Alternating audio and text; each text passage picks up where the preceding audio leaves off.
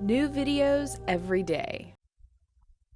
Hello, my name is Joseph Stickland. I'm an applied clinical nutritionist here in Austin, Texas, and today I'm asking you a question. Today's question is, how many hours do you think you need to sleep a night? 1, and 2, how much sleep do you get a night?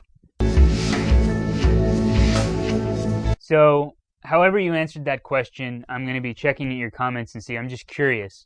The actual answer, or the amount that you should get, is somewhere between 6 to 8 hours of sleep, and sometimes people even need more. I have known people that got along on less than 6, but that's pretty uncommon. Usually the body does need about 6 to 8 hours, and in some cases, 10 or even 12, and it changes with age. All right. As an adult, though, generally about 8 hours of sleep is really good. And that's what I do best with, is 8 hours. The reason I'm talking to you about sleep today is because a lot of my patients come to me with sleep problems. In fact, some of them come to me because they can't fall asleep because their mind's sitting there racing and thinking. Or 2, sometimes they wake up. They just wake up in the middle of the night and they don't know why. The other thing that can happen too for some of them is they wake up because they need to go to the restroom. So that's another issue. And I'm going to talk about those different scenarios today. The first scenario, mind just won't calm down. You're sitting there thinking about your day. One of the reasons for that is the person, his attention is on his day-to-day life. For instance, you're working the whole day long, and then you get home and you never really left work. You're still sitting there working and chewing on the problems of the day. So it's important to kind of unwind at night. Go take a walk and look at the things around you. That way you can kind of get your mind off of your normal day. It can kind of just get stuck on certain things. The other thing that could happen too, in some cases, is you can have a nutritional deficiency. If you don't have enough magnesium in your diet, for instance, or even calcium, you don't have enough minerals, the body can't go into the healing mode, or what's called parasympathetic side of the nervous system, where you're sleeping and your body's doing what it does when it sleeps, repairing, going through those different things. So if you don't have the minerals that allow your body to do that, it'll actually cause that problem. So that's very common as well for that particular situation. So make sure that you're taking some time to unwind at night, and also make sure that you've got enough minerals coming into your food supply. You can even be unbalanced, have too much calcium or too much magnesium, although that would be pretty rare. Usually the person needs magnesium in my experience. Or even just some of the trace minerals, potassium, iodine, kelp, and alfalfa are great sources of those nutrients. So that hopefully gives you an idea of what to do about the mind racing. Now, the situation where you just wake up, you're sleeping fine, and then about 3 in the morning you just wake up. A lot of times that deals with the various organs. During the night, they have a particular cycle of what they're doing, and about 3 o'clock in the morning, that's when your liver is detoxing. So if it's burdened, then you can just be laying there, and then that'll just wake you up. So your kidneys could do this. They have a different time than the liver. Your bowels could do this. They have a different time as far as that goes. So your actual individual insides can wake you up, which is an interesting concept for a lot of people. But I see that quite often. So it's important to get checked out and make sure that those systems are working correctly in order to ensure that you can rule that out as a possibility for why you're not able to sleep.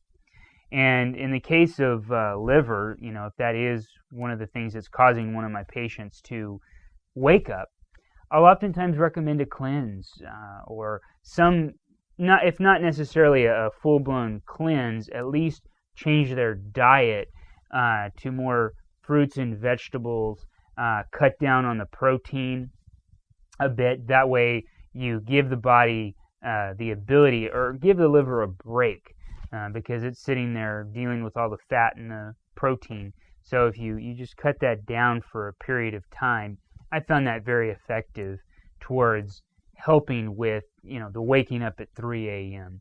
type thing. Now, in the other category that I'm going to talk about today, if you find yourself waking up and having to go to the bathroom, it could be as simple as you're drinking too much water before you go to bed. Believe it or not, even though that seems moronic, I see it very often. Don't have any fluids after 6 o'clock at night, because if you do, then it's got to come out. And when you're sleeping for 8 hours, well, guess what? It's hard to hold your bladder that long, even during the day. I mean, think about how much you go to the bathroom throughout the day. So, ensure that you're not having any liquids after about 6 o'clock at night. You've got to make sure to drink enough between when you wake up to that point so your body doesn't get dehydrated, but just don't drink after 6 and see if that helps you. So you can cut down on the fluids that you're actually taking in after that time to cut down on needing to go to the bathroom at night and in between when you should be sleeping. That's one method. The other method is diet control. If you're eating a good balance between salt and potassium, then your body will handle fluids correctly. If you're eating a diet that's very high in salt and doesn't have enough potassium, for instance, if you're eating a lot of refined food and not enough of the fresh fruits and vegetables, the salt will make it so that your body's fluids are out of whack. So balance that with potassium. If you want to go ahead and keep eating the refined food, at least supplement with potassium. That way you have a balance between the salt and potassium, because a lot of times that gets out of balance. So it's very important to keep that in balance. And by keeping that in balance, you actually will get your fluid levels under control, and that's another thing you can do.